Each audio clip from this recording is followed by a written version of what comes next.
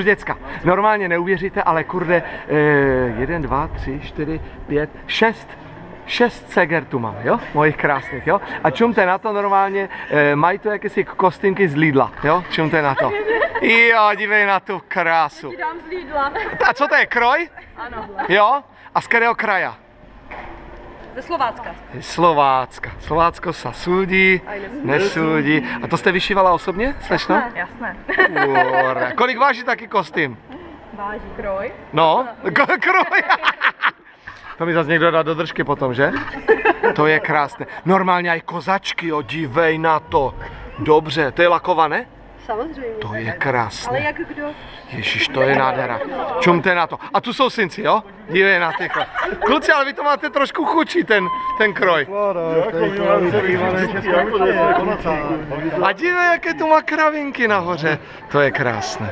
Chlapi, to je krásné. Dívej, aj chráníš na kule. Díky moc!